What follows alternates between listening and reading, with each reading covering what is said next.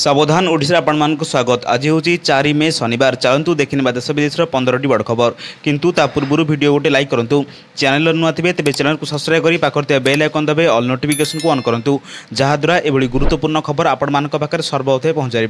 चलतु लेटनरी खबर पर नजर पकेबा। नंबर 1 ई श्रम कार्ड श्रमिक मैंने 2 लाख टंका पर्यंत दुर्घटनाग्रस्त बीमा पाइपर। गरीब श्रमिक परिवार केन्द्र और राज्य सरकार द्वारा परिचालित योजना गुड़िक मध्य ई श्रमिक योजना अन्यतम। यही योजना अधीन ई श्रम कार्ड बाहर करने निहाती आवश्यक जहाद्वारा कि आर्थिक दृष्टि दुर्बल श्रेणी लोक अनेक लाभ पाइपर। यही अधीन प्रति मासरे हिताधिकारी बैंक अकाउंट में 500 ରୁ 1000 टंका आसे। श्रमिक मैंने 2 लाख टंका पर्यंत दुर्घटनाग्रस्त बीमा पाइपर। गर्भवती महिला पिलामानकर भरण पोषण सहायता दुर्घटना अक्षम हेले 1 लाख टंकार आर्थिक सहायता मिल पार। नंबर 2 कांग्रेस आणिब महालक्ष्मी योजना। राहुल पठाइले भिडियो वार्ता कहले देश में कांग्रेस आणिब महालक्ष्मी योजना। संविधान को बढ़ाइबा हेले ए लड़ाई मिलित भाव लड़ाई रायगड़ावासी को कहले अपील। भिडियो वार्ता जरिए रायबेलू रायगड़ा सभा को संबोधित करी कांग्रेस नेता राहुल गांधी। भिडियो वार्ता राहुल गांधी कहते निर्वाचन समय लोकतंत्र और संविधान उपर आक्रमण होउची। कांग्रेस और इंडिया मेंट लोकतंत्र और संविधान को बचाइबा को चेष्टा करुची। बीजेपी और प्रधानमंत्री मोदी संविधान और लोकतंत्र को शेष करने को चाहते।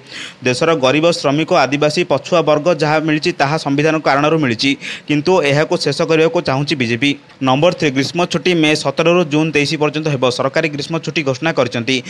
जारी कराइथिबा आदेश अनुसार राज्यर समस्त विद्यालय मे 17 ରୁ जून 23 पर्यंत बंद रहिबो। ग्रीष्म छुट्टी समय समस्त सरकारी और बेसरकारी विद्यालय बंद रहिबो। वार्षिक एकाडेमिक कैलेंडर अनुसार यह छुट्टी घोषणा कर रही। छुट्टी दिन में ग्रीष्म छुट्टी शिविर आयोजित हेबो जहाँफल पिलामाने एही खाली समय भल उपयोग करेंगे। ग्रीष्म तापमात्रा और प्रबल किरण पिलामानंक समस्या सृष्टि करुथिला। एभली परिस्थिति में पिलामाने ग्रीष्म छुट्टी पर उत्साहर सहित अपेक्षा करथिले एवं वर्तमान यह अपेक्षार समाप्त घटी। नंबर 4 केंद्र सरकारी कर्मचारी डीए 50% वृद्धि घटी। पेंशन भोगी केंद्र सरकार 50% वृद्धि करने पर शिशु शिक्षा और हॉस्टेल सब्सिडी पर भत्ता स्वयंचालित भाव में 25% को संशोधित कर जानुरी कार्यकारी होब। यही कार्यालय स्मारकपत्र 25 एप्रिल जारी कर यह स्पष्ट भाव में लिखा जाए प्रत्येक थर डीए 50% वृद्धि हेले यह जड़ित भत्ता 25% वृद्धि पाइब।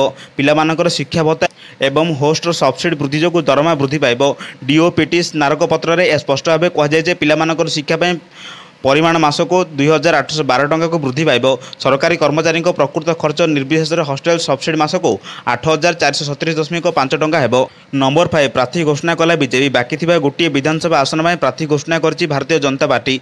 बालेश्वर जिला नीलगिरी निर्वाचन मंडली दल प्रार्थी घोषणा करथिला। एबे से आसन पर प्रार्थी घोषणा कर रही। गतकाली बीजेडी इस्तीफा देइथिबा संतोष खड़ुआ होइछन्ति नीलगिरी बीजेपी प्रार्थी। गतकाली बीजेडी पक्षर सुकांत नायक को नीलगिरी प्रार्थी भाव घोषणा कर दलर इस्तीफा देइथिले संतोष खड़ुआ। आज भारतीय जनता पार्टी पक्ष नीलगिरी प्रार्थी भाव घोषणा कर सहित बीजेडी और बीजेपी समस्त 147 आसन में प्रार्थी घोषणा करदे। बाकी कांग्रेस पक्षर एवं भी आउ किछि आसन में प्रार्थी घोषणा कर नहीं। नंबर 6 2024 एप्रिल मासरे ओडिशार सर्वाधिक 5902.25 कोटी टंकार मोट जीएसटी आदाय कर जमापड़ी। ए क्षेत्र में 17.21% को अभिवृद्धि हासिल कर राज्य। तेज समान अवधि जातीय स्तर में अभिवृद्धि हार रही 12.4%। ओडिशा मध्य रेकर्ड राज्य जीएसटी आदाय चलित आर्थिक वर्ष प्रथम मास राज्य 2996.05 कोटी राज्यर जीएसटी आदाय करिछि जहाँकि 2023 एप्रिल में 2253.71 कोटी टंका थिला। ए क्षेत्र में 32.94% अभिवृद्धि देखा मिली। एमध्यु 2081.83 कोटी ओजीएसटी एजब सर्वाधिक ओजीएसटी आदाय कर। नंबर 7 आरआरबी नोटिफिकेशन माध्यम 733 पदवी पूरण पर नियुक्ति प्रक्रिया जदि आप दशम और बिना परीक्षा रेलवे चाकरी करने को चाहते तेज आपण यही खबर। यही चाकरी बयस सीमा कौन रही केते टंका शुल्क देवाको ताहा जानिबा को पढ़ंतु पूरा आर्टिकल। तेबे केवल दशम पास करथिया किंबा समांतराल डिग्री हासिल करथिबा आशायी ही एथि आवेदन करेंगे। तेबे किभली आवेदन करेंगे आम कहबाक जाऊँ। साउथ सेंट्रल रेलवे पक्षर यह नियुक्ति नोटिफिकेशन जारी कर रही। सर्वभारतीय स्तर में आशायी यही चाकरी में आवेदन करेंगे। उभय महिला और पुरुष एथि आवेदन करेंगे। नंबर 8 सीबीएसई खूब शीघ्र दशम और द्वादश परीक्षा फल प्रकाश पाइब।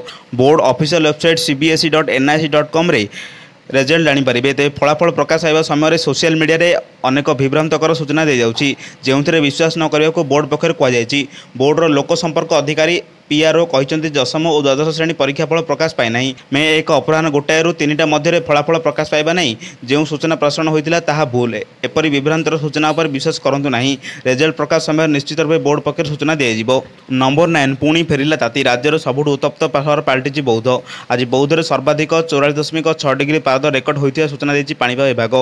ସେହିପରି 40 ଡିଗ୍ରୀ ଉପରେ 26ଟି ସହର ତାପମାତ୍ରା ରହିଛି ଯେଉଁଥିରେ ଅଛି Titlagarh 84 degree, Nuapada 43.9 degree, Balangir 43.4 degree, Malkangiri 43.3 degree, Paralakhemundi 43.3 degree, Bhawanipatna 43 degree ତାପମାତ୍ରା ରେକର୍ଡ କରାଯାଇଛି। ନମ୍ବର 10 ଫେବୃଆରୀ ମାସରେ ହରଡ଼ ଡାଲି କିଲୋ ପିଛା 130 ଟଙ୍କା ରହିଥିବା ବେଳେ ବର୍ତ୍ତମାନ ଏହାର ଦର ଆସି ପହଞ୍ଚିଛି 165 ଟଙ୍କାରେ।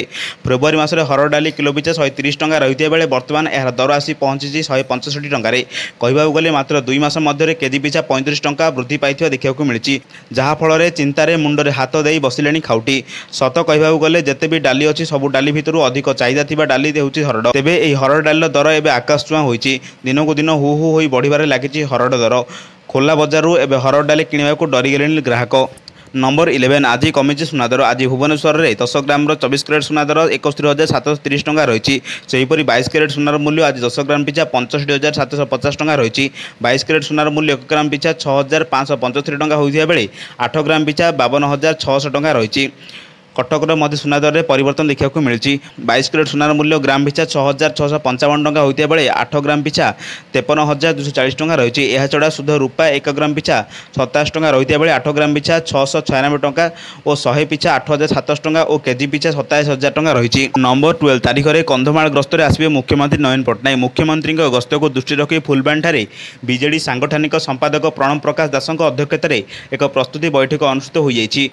ବୈଠକରେ ଜିଲ୍ଲା ପର୍ଯ୍ୟବେକ୍ଷକ ବିଜୟ ନାୟକ, ଉଦୟଗିରି ବିଜେଡି ପ୍ରାର୍ଥୀ ସାଲୁକ ପ୍ରଧାନ, ଫୁଲବାଣୀ ବିଧାୟିକା ପ୍ରାର୍ଥୀ ଜୟଶ୍ରୀ କହଁର, ଫୁଲବାଣୀ ନିର୍ବାଚନ ମଣ୍ଡଳୀ ପର୍ଯ୍ୟବେକ୍ଷକ କିଶୋର ଛୋଟରାୟ ସମେତ ବିଜେଡି ଯୁବ ଛାତ୍ର ଓ ମହିଳା ସଭାପତି, ବରିଷ୍ଠ ବିଜେଡି ନେତା ଓ ଛାମୁଆ କର୍ମୀ ଉପସ୍ଥିତ ଥିଲେ। ଚଳିତ ନିର୍ବାଚନରେ ବିଜେଡି ବିପୁଳ ପରିମାଣରେ ଭୋଟରେ ବିଜୟ ଲାଭ କରିବ ବୋଲି ବିଧାୟକ ପ୍ରାର୍ଥୀ ସାଲୁଗା ପ୍ରଧାନ କହିଛନ୍ତି।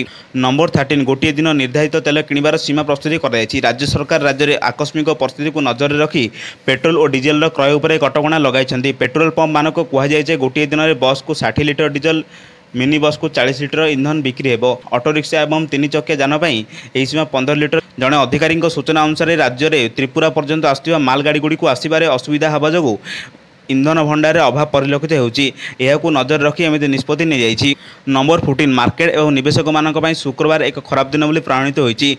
ଭାରୀ କ୍ଷତି ସହ ସେନ୍ସେକ୍ସ ଏବଂ ନଫ୍ଟି କାରବାର ବନ୍ଦ ହୋଇଛି। ସେନ୍ସେକ୍ସ 732.96 ପଏଣ୍ଟ ହ୍ରାସ ପାଇ 63,878.15 ପଏଣ୍ଟରେ ବନ୍ଦ ହୋଇଥିବା ବେଳେ ନିଫ୍ଟି ମଧ୍ୟ 162.35 ପଏଣ୍ଟ ହ୍ରାସ ପାଇ 22,745.85 ପଏଣ୍ଟରେ ବନ୍ଦ ହୋଇଛି। ବିଏସ୍ସିରେ ତାଲିକାଭୁକ୍ତ କମ୍ପାନୀଗୁଡ଼ିକରେ ମାର୍କେଟ କ୍ୟାପ୍ସ ମଧ୍ୟ ପ୍ରାୟ 4.25 ଲକ୍ଷ କୋଟି ଟଙ୍କା ହ୍ରାସ ପାଇଛି। ନିବେଶକମାନେ ପ୍ରାୟ 4 ଲକ୍ଷ କୋଟି ଟଙ୍କାର କ୍ଷତି ସହିଛନ୍ତି। ଏହି ହ୍ରାସ କେବଳ ଭାରତ ସୀମା ସୀମିତ ନୁହେଁ, ଏସିଆର ସମସ୍ତ ଷ୍ଟକ୍ ମାର୍କେଟ ମଧ୍ୟ ଖରାପ ପ୍ରଦର୍ଶନ ଦେଖିବାକୁ ମିଳିଛି। ଜାପାନର ନିକେ, ଚାଇନାର ସାଂଘାଇ କମ୍ପୋଜିଟ୍ ଏବଂ ଦକ୍ଷିଣ ଆଫ୍ରିକାର କୋସ୍ପି ମଧ୍ୟ ହ୍ରାସ ପାଇଛି। ରିଲାଏନ୍ସ ଇଣ୍ଡଷ୍ଟ୍ରି, HDFC ବ୍ୟାଙ୍କ ଏବଂ ଭାରତୀୟ ଏୟାରଟେଲ୍ ଷ୍ଟକ୍ରେ ଏକ ବଡ଼ ହ୍ରାସ ରେକର୍ଡ କରାଯାଇଛି। ଏହାର ପ୍ରଭାବ ସମଗ୍ର ବଜାରରେ ଦେଖିବାକୁ ମିଳିଛି। ନମ୍ବର 15 କୋଭିଡ୍ ଟିକାକୁ ନେଇ ଏକ ବିବାଦ ଜୋର ଧରିଛି। ଆଷ୍ଟ୍ରାଜେନିକା ଟିକା ଏବଂ କୋଭିସିଲ୍ଡର ରକ୍ତ ଜମାଟ ବାନ୍ଧିବା ଭଳି ପାର୍ଶ୍ୱ ପ୍ରତିକ୍ରିୟା ରହିଥିବା ସ୍ୱୀକାର କରାଯିବା ପରେ ଏହି ବିବାଦ ସୃଷ୍ଟି ହୋଇଛି। ଅନ୍ୟତମ ଟିକା ଉତ୍ପାଦନକାରୀ ଭାରତ ବାୟୋଟେକ୍ ଦାବି କରିଛି ଯେ ଏହାଦ୍ୱାରା ପ୍ରସ୍ତୁତ କୋଭାକ୍ସିନ୍ ନିରାପଦ। ଏହା ପ୍ରସ୍ତୁତି ସମୟରେ ସୁରକ୍ଷା ପ୍ରତି ଅଧିକ ଧ୍ୟାନ ଦିଆଯାଇଛି। ଅପରପକ୍ଷରେ ଆଷ୍ଟ୍ରାଜେନିକାର ପ୍ରସ୍ତୁତକର୍ତ୍ତା ସେରମ୍ ଇନଷ୍ଟିଚ୍ୟୁଟର ଏହି ସ୍ୱୀକାରୋକ୍ତି ପରେ ହଠାତ୍ କୋୱିନ୍ ପୋର୍ଟାଲ ତଥା ଟିକା ପ୍ରମାଣପତ୍ରରେ ରହିଥିବା ପ୍ରଧାନମନ୍ତ୍ରୀଙ୍କ ଫଟୋକୁ ହଟାଇ ଦିଆଯାଇଛି। ଏଥିନେଇ ସ୍ୱାଭାବିକ ଭାବେ ସାଧାରଣତଃ ସନ୍ଦେଶ ସୃଷ୍ଟି ହେବା ପରେ ସ୍ୱାସ୍ଥ୍ୟ ମନ୍ତ୍ରଣାଳୟ ପକ୍ଷରୁ ନିର୍ବାଚନ ଆଚରଣ ବିଧି ପରୀକ୍ଷାପରେ ଫଟୋ ହଟାଇବାକୁ କୁହାଯାଇଛି। ଏହିଭଳି ଲାଟେଷ୍ଟ ଗୁରୁତ୍ୱପୂର୍ଣ୍ଣ ଖବର ପାଇବା ପାଇଁ ଆମ ଚ୍ୟାନେଲ ସହ ଯୋଡ଼ି ରୁହନ୍ତୁ। ଯଦି ଚ୍ୟାନେଲରେ ନୂଆ ଥିବେ ତେବେ ଚ୍ୟାନେଲକୁ ସବସ୍କ୍ରାଇବ୍ କରି ପାଖରେ ଥିବା ବେଲ୍ ଆଇକନ୍ ଦାବି ଅଲ୍ ନୋଟିଫିକେସନକୁ ଅନ୍ କରନ୍ତୁ, ଯାହାଦ୍ୱାରା ଏଭଳି ଗୁରୁତ୍ୱପୂର୍ଣ୍ଣ ଖବର ଆପଣମାନଙ୍କ ପାଖରେ ସର୍ବପ୍ରଥମେ ପହଞ୍ଚିପାରିବ। ବ୍ୟୁରୋ ରିପୋର୍ଟ, ସାବଧାନ ଓଡ଼ିଶା।